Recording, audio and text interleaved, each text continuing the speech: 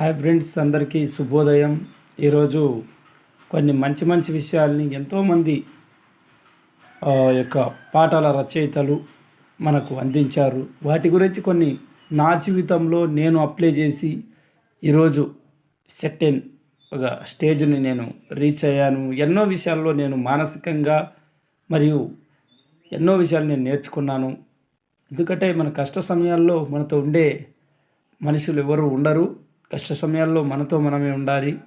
అందుకే నేను ఎప్పుడు కూడా సాహిత్యం పట్ల, పుస్తకాల పట్ల ఎక్కువ మక్కువ కలిగి ఉండేవాడిని.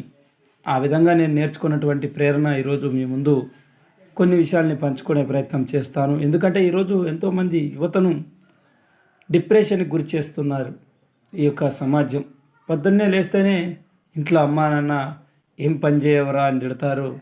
తర్వాత అట్లా రోడ్డుకి వెళ్తే వీధిలో ఉండే పెద్దవాళ్ళు మరియు మనతోటి వాళ్ళు ఇంకా ఎప్పుడు సెటిల్ అవుతావరా అని ఇలాంటి ప్రశ్నలతో మనల్ని నానా ఇబ్బందులు పెడుతుంటారు.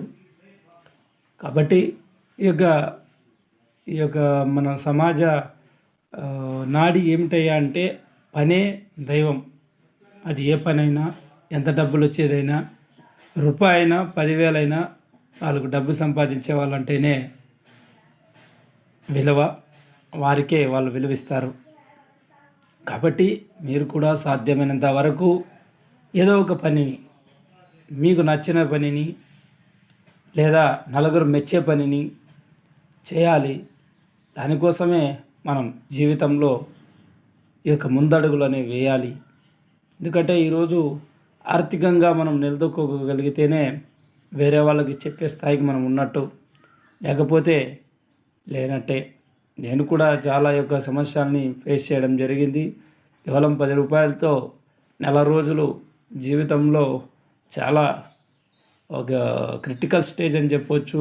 10 రూపాయలు జేబులో పెట్టుకొని దాదాపు నెల రోజుల పాటు నేను గడపడం జరిగింది. అంటే డబ్బులు లేకుండా ఎట్లా జీవించారయ్యా అంటే అది కాదు పరిస్థితి. అంటే మన అవసరాలని తగ్గించుకున్నాం, మన యొక్క ఆలోచనలు మార్చుకున్నాం, మన పరిస్థితులకు అనుగుణంగా మనం తయారు చేసుకున్నాం. అదంతా కూడా ఎట్లా వచ్చింది అంటే ఎన్నో పాటల ద్వారా, మాటల ద్వారా నేను నేర్చుకున్నటువంటి విషయాలే. అందులో నుంచి ఒకటి, మౌనంగా నీ ఎదగమని మొక్క నీకు చెబుతుంది, ఎదిగిన కొద్దీ ఒదగమని అర్థమందులో ఉంది. ఇప్పుడు కూడా మౌనంగానే ఎదగాల మనం. అప్పుడే మనల్ని మహావృక్షంలా ఫీల్ అవుతారు ఎదుటి వాళ్ళు. Thank you. జై హింద్, జై భారత్.